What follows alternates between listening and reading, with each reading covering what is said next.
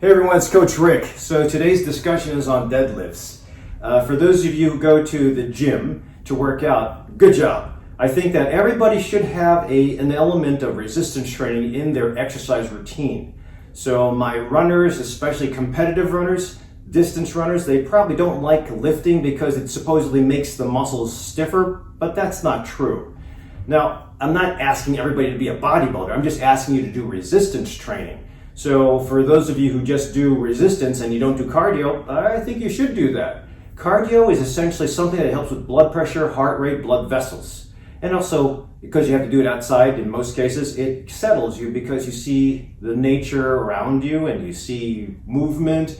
I have a video on what happens when your eyes go like this in the horizon, but I'll put it down below. For resistance training, I think it learns or it trains muscle to be ready for some form of excessive load. When you have that, it's called hormesis. When you put an excessive load on an organ system, whether it's neurological or cardiovascular or muscle, I think it does make your muscle ready for the next attempt or the next stressor. Now, you don't want to be going straight into powerlifting or Olympic lifting. I think that's dangerous, especially if you don't have any form. But I think adding some resistance in bodybuilding movements, powerlifting movements, Olympic training, I think it's always important. I think it makes you a well-rounded individual to avoid the crap that's coming. So, and what's that? Usually falls when you get to be 60, 70, arthritis when you get to be 30. So you have to be careful. And I think with all the great surgical interventions, that's fine if you want to have a disc cut out. But why not try to avoid it now? So for my deadlifters, I've seen some people getting me a little cringed because I see some form that I would be very careful with. Now, young people have high resilience.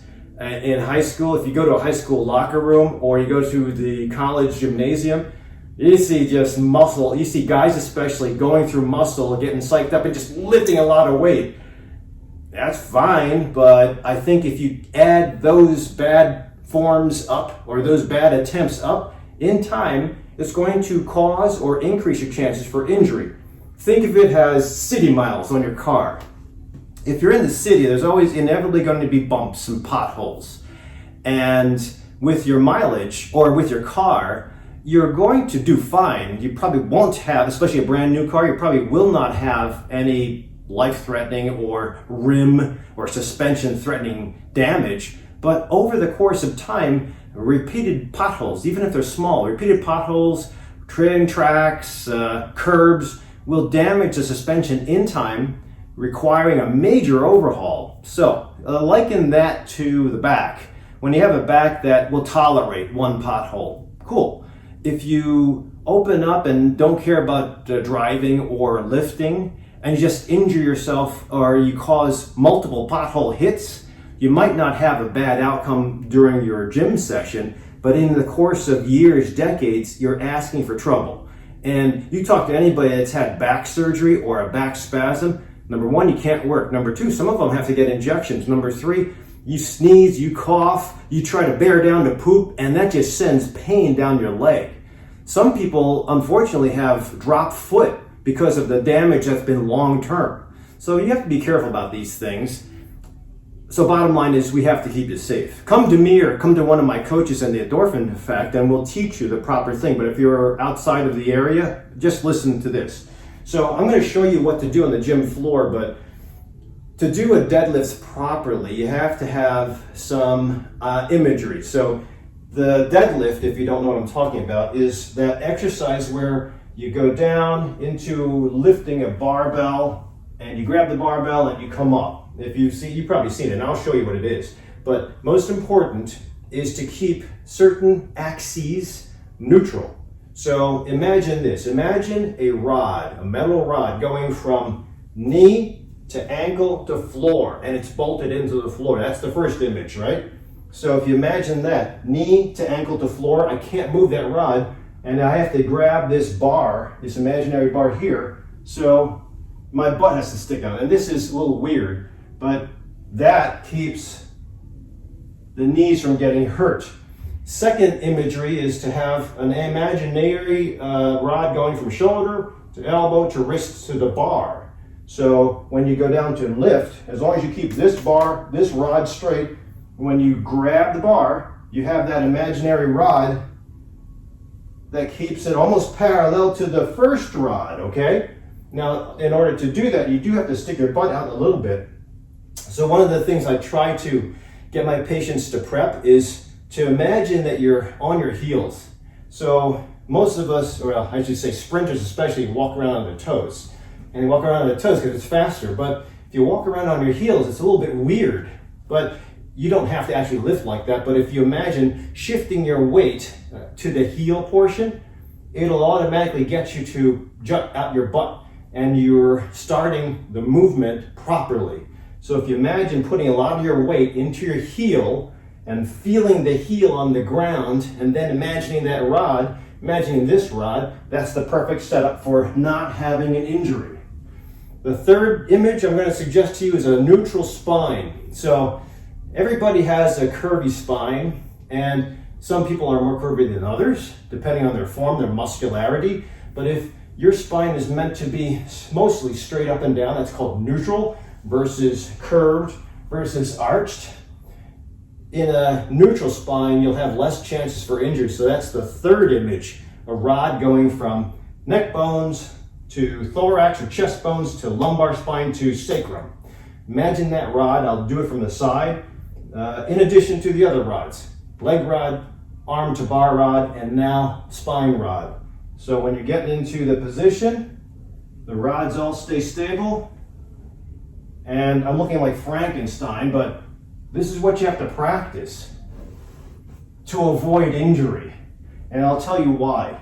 When you have those three rods, those imaginary rods, practiced in your form, your trunk is maximized with its strength. So the trunk or the core is made of the erectus abdominis muscles, the lumbar erector muscles, the obliques, the diaphragm, and the pelvis. That's a box. If the box is strong, just like in Aikido or Judo, if you take a throw and your trunk is strong, your core is strong, you'll be able to disperse the pressure, not have your organs shake around, not lose your wind, because the core is strong. So that's what you want, not only with lifting, but also with walking through life, with driving long distance, with lifting stuff at work.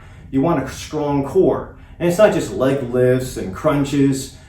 There's other things, but just in the sake of our deadlift discussion, if you keep those three axes neutral and stable during your form and your movement, you'll be able to take advantage of a strong core. So what does a strong core do? Number one, if the box is strong, then it transfers the power of the legs, which is usually pretty strong with a lot of patients and clients, transfers the power right through the box into the upper body.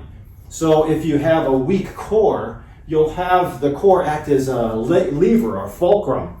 And that's a lot of pressure for the disc of the low back. It's not meant for that. That's like hitting a huge pothole in downtown with your very expensive car with low rims. So this is essentially what I want you to do. And I'll show you on the gym floor, but this is why I wanted you to do this. So this is the imaginary rod going through the shins, the rod going through the shoulders, the elbows, the wrists, and the bar, and the rod going through the spine. Again, nobody really has a straight bamboo spine, but if you keep a neutral spine, you're better off compared to the cat spine. Cats kind of curl up like this.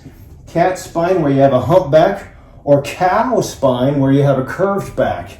Now, in yoga, we have an exercise called cat-cow with breath exercise when we initiate, at least when I initiate my yoga classes.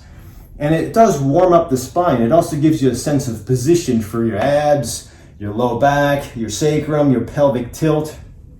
But this is not yoga. So what happens when you go into a cow pose is that your discs will push out anteriorly a little bit. When you go into a cat pose, your discs will push out posteriorly a little bit. And they're meant to bulge out a little bit. And there are ligaments that kind of keep it in check. But when you're going for excessive lifts to develop muscle, and that's what hormesis is, when you apply a certain amount of force to challenge the system, and then the system becomes stronger for the next challenge. That's what you want with muscle. That's what you want with your immune response. So not to go on a divergent track, but when you get vaccines, there's something called an adjuvant in the vaccine. That's what mercury was, but the adjuvant is supposed to trigger your immune system to react a little bit so that it's on fire, it recognizes the vaccine, or at least a little tiny DNA particle of a virus, like the influenza virus, and maybe the COVID virus coming up. And then the body will take that in the memory and store it for later. But when you have excessive amounts of flexion or extension, it can increase your chances for injury. So if the disc bulges out too much, it's going to get stuck out. That's the last thing you want. I mean, we have great surgeons. I have a couple of them. And we also have great physical medicine and rehabilitation doctors that can put injections of steroids anywhere, but just avoid that. Those of you who ever had a pinched nerve, sciatica, bulging disc, herniated disc, I mean, you take a deep breath, you sneeze, you bear down to poop, you look to the left, look to the right, and you have sudden shooting pain down the back. Oh, that's terrible. I have a couple patients who don't even have that. They just develop drop foot, and their foot falls, and they get caught on carpet, and they have to wear a brace for the rest of their life because of a pinched nerve. And we want to avoid that. You're investing all this energy and muscle and time to be healthy and live till 100. We want to be injury free too. So if you can develop that axis point, keep a neutral spine, and you'll have a perfect angle. And that perfect angle will transfer a lot of the force of the legs into the shoulders. Perfect workout. And it also will develop the core as well. So this is what happens with cat and cow. When you have a cat or cow spine, it does increase the potential for a disc to come out. So this is just 4 vertebral bodies, and the vertebral bodies, there's about 22 of them. And between the vertebral bodies, there's this disc. This is the disc. And the disc is surrounded by a annulus fibrosus. Annulus fibrosus is a tough, almost like a tough piece of steak. It surrounds the jelly on the inside. If your annulus fibrosus is strong, then the jelly always stays in the disc, and this thing can just take a lot of pressure for 100 years. If you have inflammation, or you don't eat properly, a lot of preserved foods, or you don't exercise, there's no lubrication, then that annulosus fibrosis, it starts to become paper thin. And then that jelly in the center of this disc, well, let's see if I can show you the disc. So that jelly would be where the rope is coming through. And the jelly will protrude out. And if it protrudes out, guess what's going to get pinched? This nerve. It's going to get pinched. In fact, this guy here is a protruding disc or a bulging disc. So you can see that this and these 2 vertebral bodies have a disc here, but for some reason, because this guy was doing deadlifts the wrong way, for some reason that disc came out, and that little red tongue, there's not much space here, so between the tongue coming out and the nerve right here, the tongue is going to win. The pressure of the disc will win over the delicacy of the nerve. So that's a pinched nerve. That's sciatica. And the worst case scenario would be when that fibrous capsule around the disc lets off a piece or a shard of capsule. And then it's almost like a scalpel chipping into or poking the nerve. That is endless pain. You don't even have to sneeze, cough, or bear down. You just have pain. And those are the guys that have to go to the emergency room, get morphine, and have to have emergency surgery because the nerve is starting to fail, leading to drop foot, numbness and tingling, lower motor neuron damage, or sometimes it'll even lead you to bladder or bowel dysfunction. You'll actually have accidents because those nerves are dependent on these roots not being pinched. So you don't really want that. And again, that's usually what happens with a bad injury, a big pothole. But if you have smaller potholes over the course of 10 years, that can happen too, overuse. So we're trying to avoid this stuff. You guys are investing. Again, we want to avoid this stuff. The only way to really avoid it is to pay it forward with some form of exercise, but do the exercise with proper form. So I'm going to show you what to do on the gym floor right now.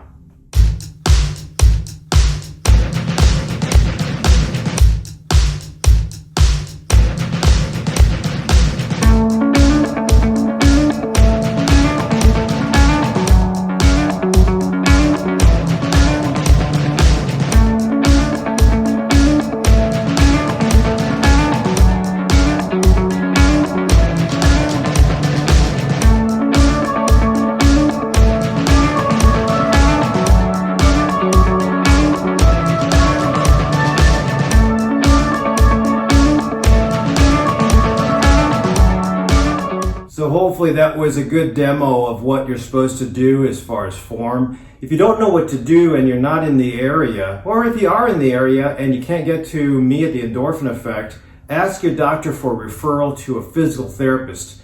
Most physical therapists will at least be able to teach you strengthening the core, also a little bit of posture work, and sometimes if you have a good therapist that might be trained not only in physical therapy, but also athletic training, you'll be able to have that therapist show you what to do on the gym floor.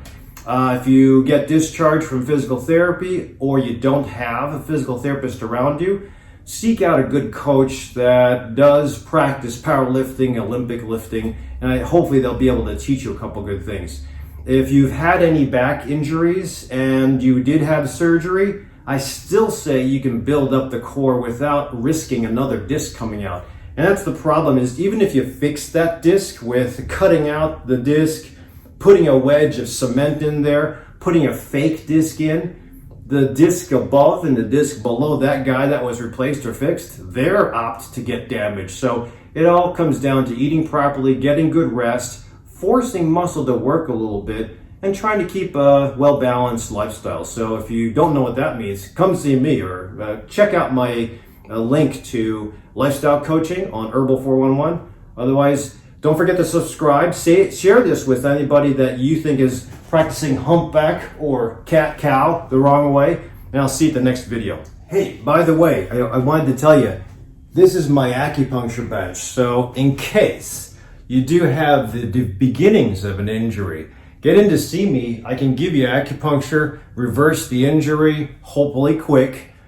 Work with a physical therapist. They can sometimes do dry needling if you can get somebody that's trained in dry needling as a physical therapist. I'm a little less invasive. I just do mild acupuncture, but it should be able to stimulate the body to heal up faster than before. So if you get injured, hopefully not. If you get injured, come and see me for acupuncture or seek out that physical therapist. I was talking about massage therapy, also very good.